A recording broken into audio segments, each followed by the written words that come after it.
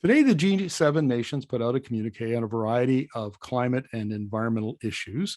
And one of them is to have they're committing to have a mostly decarbonized power sector by 2035. All sorts of issues with that.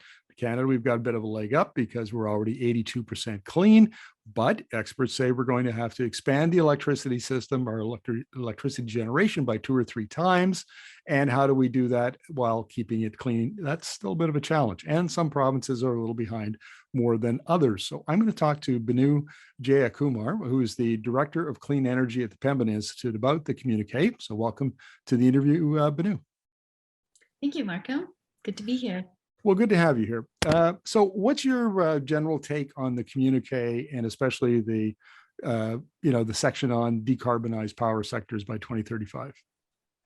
Yeah, it's a really big deal, actually, to see the G7 communicate this. It's a first for the G7 countries to communicate for a predominantly decarbonized grid by 2035. And they included a commitment to phase out coal within that too. And there are two things that stand out for me from an international perspective. One thing that makes this a big deal is you have countries like Japan and US who have so much carbon and fossil fuels in their grid now committing to a decarbonized grid by 2035. Japan in particular, they rely for a third of their electricity on coal. And so to have a world leader like that commit to phasing out coal and cleaning their grid up tells you the direction that the global world is going towards. The other interesting thing is also that this is coming in the midst of the Russian aggression happening in the Ukraine. And what this clearly shows is, if anything, the Russian aggression has actually increased the ambition of most countries in terms of decarbonizing their sector. It's no longer just an issue of climate, health, and costs, but it's also an issue of energy security. And so we're actually seeing countries step up their ambition towards decarbonization in the light of the energy security issues that are coming to a head. Now, what do you think? Obviously, lots of implications to Canada too. Mm-hmm. Now, those are political or climate policy related pushes.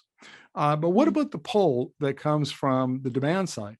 Because we're seeing, for instance, the auto sector is all in on electric by now. I mean, we're seeing exponential growth now in international sales.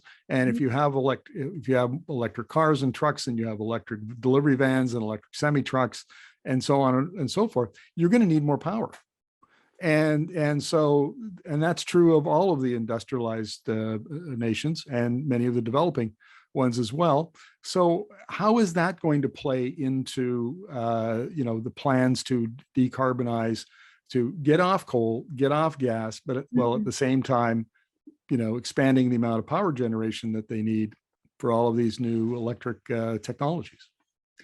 Absolutely. That's a pretty big question. I think electricity used to be the realm of nerds and policy wonks for a long time. And now people are really seeing it impacting their lives, especially as you're saying, more and more of us are switching to electric vehicles.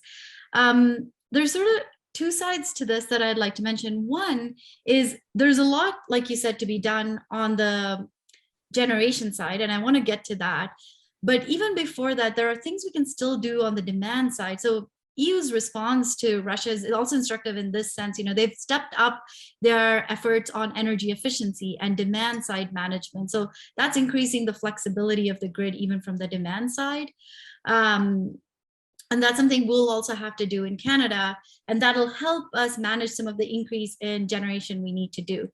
But regardless of how much we invest in energy efficiency, I think you're absolutely right. We do need to massively step up the amount of generation we have in the grid and the amount of clean generation we have in the grid. So we're going to have to see the type of nation building effort we haven't seen since Canada first tried to electrify rural Canada. It's that level of infrastructure investments we're going to have to see. So what that means for us is we need to invest in renewables like wind and solar. We need to invest in storage.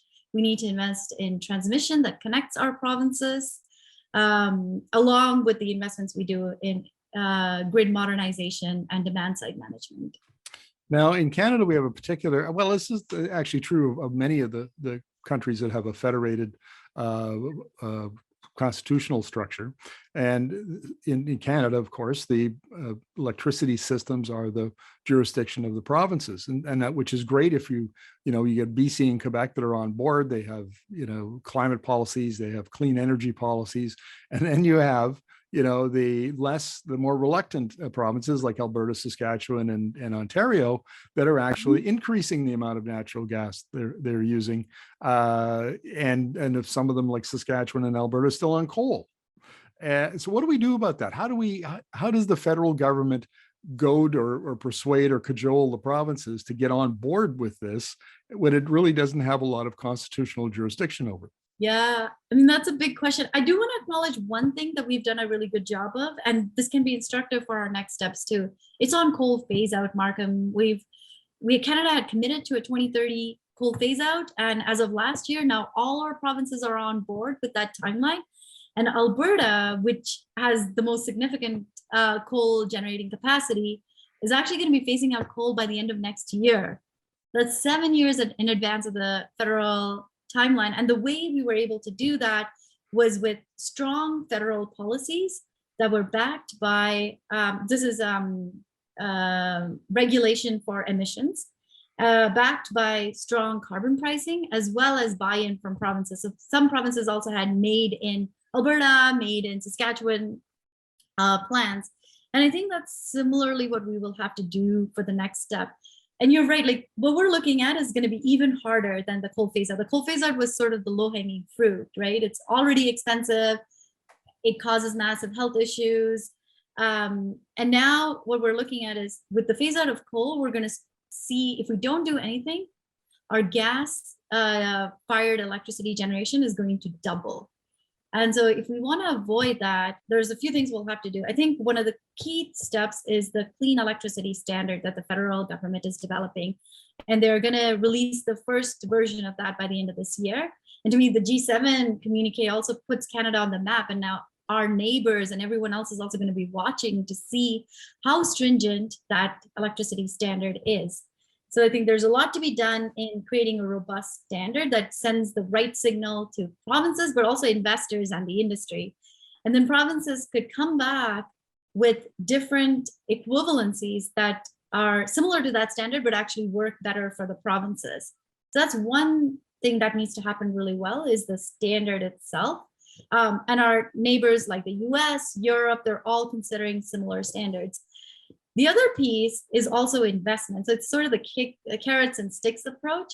And like you said, there are some provinces that are reluctant, and they're not just reluctant, it's also harder for them because of the amount of fossil fuels they have.